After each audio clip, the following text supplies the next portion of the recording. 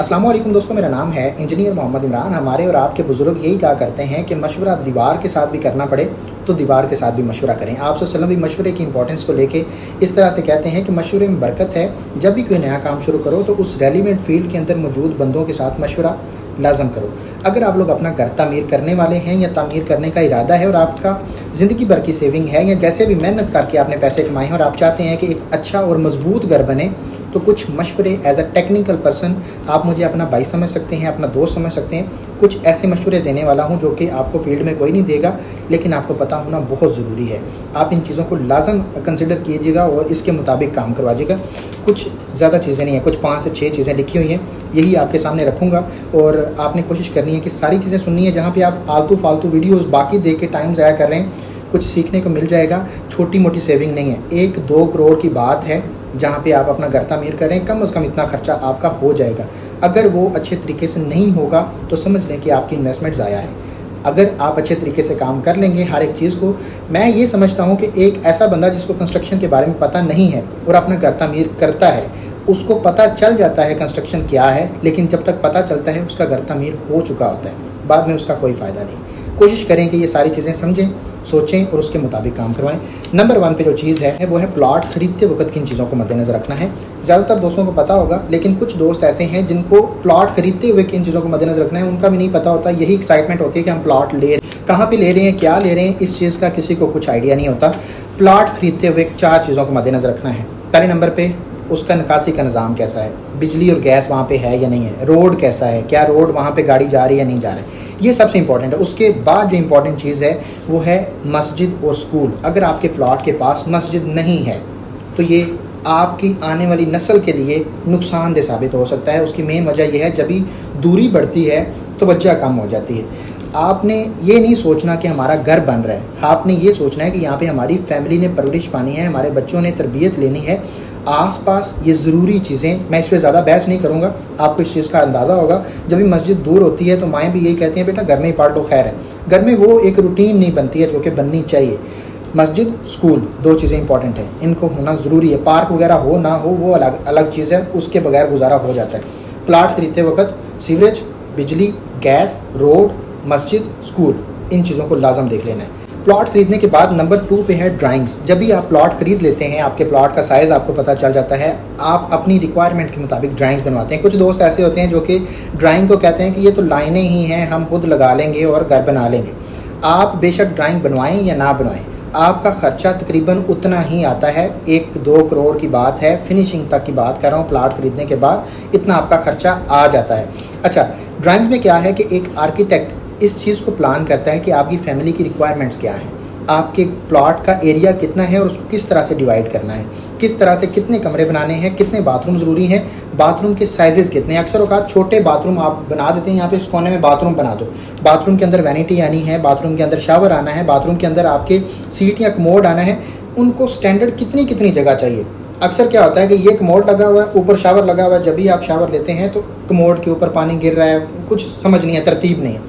बेहतर है ड्राइंग्स बनवाएं। ड्राइंग्स के मुताबिक आपका जब भी काम होता है, आपके पैसे भी कम लगते हैं और आपका काम भी खूबसूरत बनता है। आपको पता होता है कि हम क्या बनाने वाले हैं, आप एस्टिमेट लगा सकते हैं। अगर आप लोग अपने घर की ड्राइंग्स बनवाना चाहते हैं, दिए गए नंबर पर रब्ता करके हमसे आप अपने घर की ड्राइंग्स बनवा सकते हैं। हम आर्किटेक्चरल, स्ट्रक्चरल, इंटीरियर डिज़ाइनिंग का काम कर रहे हैं। अगर आप बनवाना चाहें तो रब्ता कर सकते हैं। अच्छा, जब भी हमारी ड्राइंग्स कंप्लीट हो जाती हैं तो नेक्स्ट प्रोसेस हमारा कंस्ट्रक्शन का शुरू होता है, जिस पे हम मेनली बात करने वाले हैं, जो कि इंपॉर्टेंट चीज़ है। इसको आपने लाजम सुन लेना है। सबसे पहले हम देखते हैं मटेरियल्स की क्वालिटीज़ को किस तरह आपने लेके चलना है, और फिर हम बात करेंगे स्टेप वाइज फाउंडेशन में किन चीज़ों को मद्देनज़र रखना है, फ़र्श कच्चे करते हुए, प्लस्तर करते हुए और बाकी काम करते हुए आपने किन चीज़ों को मद्देनज़र रखना है। अच्छा, नंबर 1 पे मटेरियल्स को ख़रीदते वक्त, जब भी ग्रे स्ट्रक्चर बना रहे हैं, आप प्लस्तर तक का काम करवा रहे हैं, स्ट्रक्चर के अंदर कभी भी मटेरियल्स के अंदर कंप्रोमाइज़ नहीं करना। बजट कम है, काम रोक देना है, काम बाद में कर लेना है, लेकिन कभी भी सस्ता सीमेंट या सस्ती ईंट की तरफ नहीं जाना, इससे आपको नुकसान होता है। फाउंडेशन से लेके ममटी तक आपने ओवरऑल अव्वल क्वालिटी की ईंट इस्तेमाल करनी है।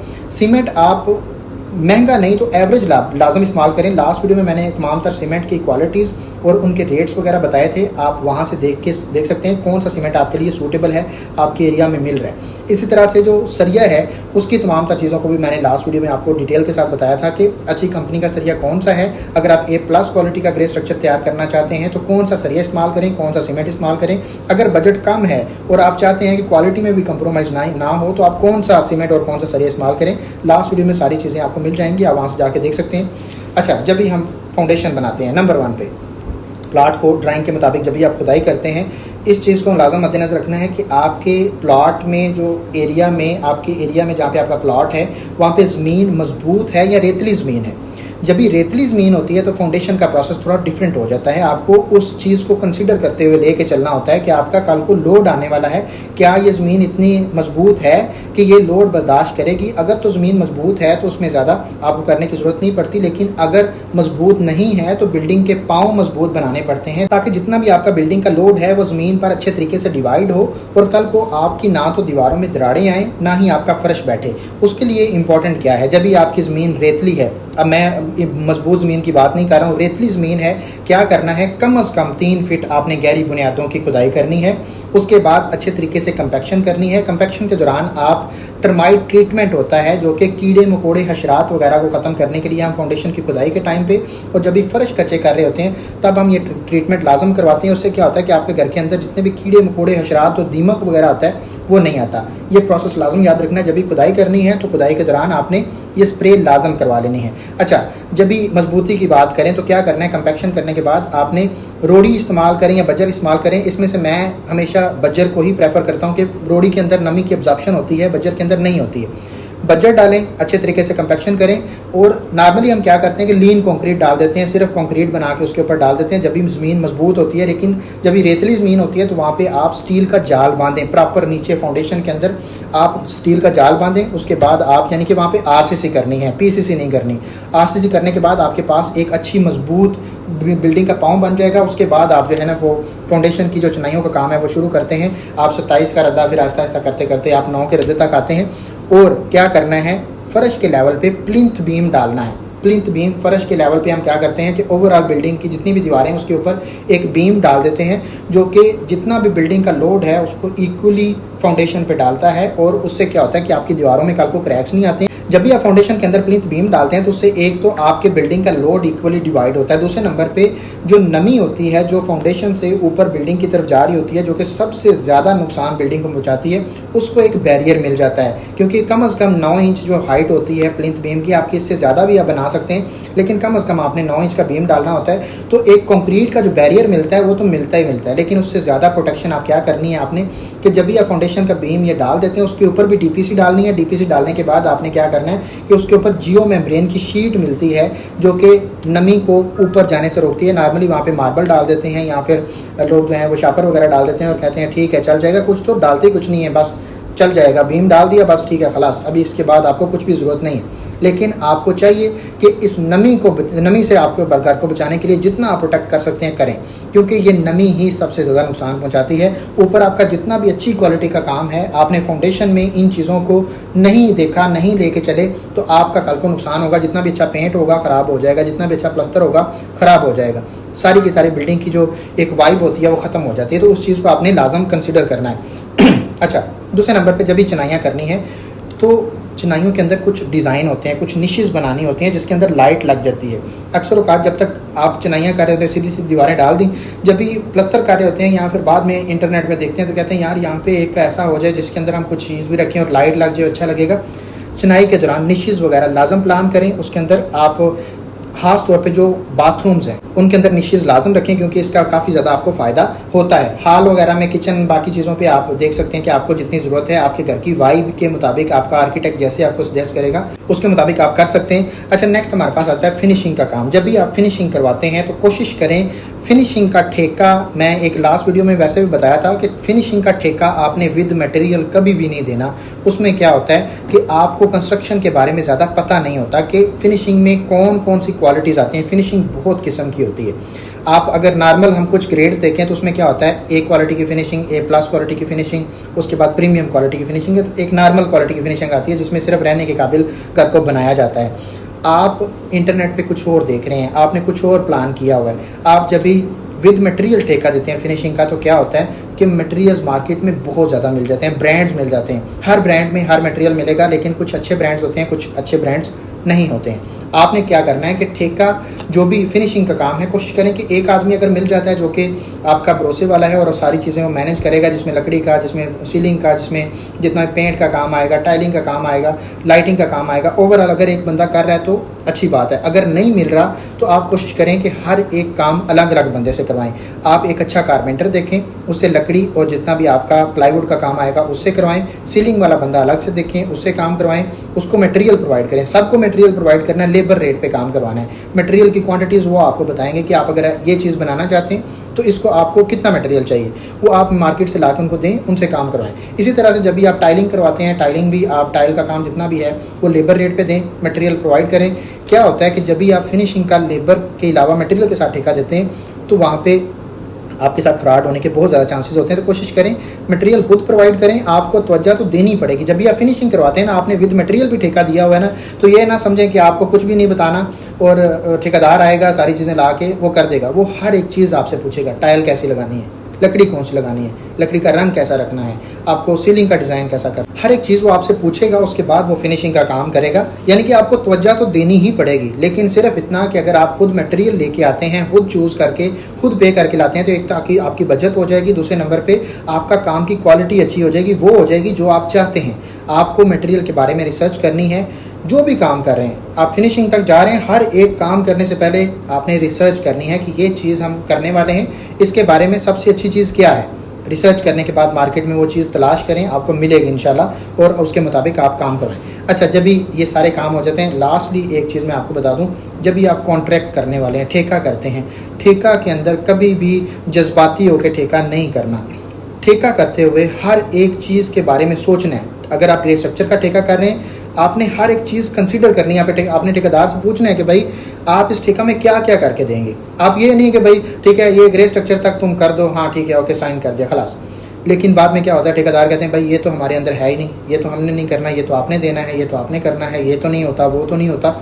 बाद में परेशानी बन जाती है। हमेशा हर एक चीज़ को डिस्कस करना है, फाउंडेशन से लेके ग्रे स्ट्रक्चर के अंदर जो जो काम आ रहे हैं उसको कहना है कि भाई हमें लिस्ट बना के दो, क्या क्या करके दोगे, कैसा कैसा करके दोगे, क्वालिटी कैसी होगी। अगर कल को क्वालिटी में हमें लगता है कि भाई ये चीज़ वो नहीं है जो हमें चाहिए थी, जिस तरह की हमें चाहिए थी, वो क्वालिटी नहीं मिल रही, क्या तरीकाकार होगा, उसका नुकसान कौन भरेगा, तुम भरोगे या हम भरेंगे। सारी चीज़ें पेपर पे आप प्रॉपर स्टाम्प पे लिख के उसके मुताबिक ठेका करें। फिनिशिंग का काम करते हुए इस तरह से आपने कॉन्ट्रैक्ट करने हैं, ठेका करना है। ठेका करते हुए हर एक चीज़ लिखवानी है, काम कैसे होगा, तरीकाकार क्या होगा, दिन कितने लगेंगे।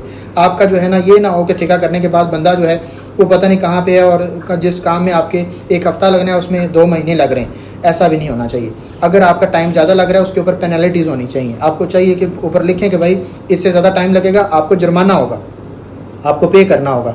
ठीक है, तो ये सारी चीज़ें ठेका के अंदर लिखवाएं और उसके मुताबिक काम करवाएं। कभी भी ठेका में अगर आप कॉम्प्रोमाइज़ कर जाते हैं, जल्दबाजी में कहते हैं बंदा अपना ही है यार, ठेकेदार अपना है, ये तो हमें हमारे जानने वाला है, दोस्त है। कुछ लोग ऐसे कह के क्या करते हैं, ठेका में चीज़ें लिखवाते नहीं है। बाद में वही दोस्त जो होता है वो बिजनेस कर रहा होता है और वो कहता है कि भाई देखें ये तो समझ में नहीं आ रहा है, ये तो हमारे अंदर होता ही नहीं है, आप जाके किसी और से पूछ लें, आप ये कर लें, आप वो कर लें। लेकिन वो तरीका बेहतर नहीं होता। बेहतर तरीका है जब भी आप पैसे लगा रहे हैं, वो बंदा बिजनेस कर रहा है, तो आप भी एज अ क्लाइंट बने, आप कभी भी फ्रेंड बन के कॉन्ट्रैक्ट ना करें। हर एक चीज़ को प्रॉपरली डिटेल के अंदर लिखें, ये चीज़ होनी चाहिए, ये चीज़ नहीं होनी चाहिए, अगर ऐसा होगा तो क्या होगा, ऐसा होगा तो क्या होगा। हर एक चीज़ प्रॉपरली लिख के उसके मुताबिक काम करवाएं।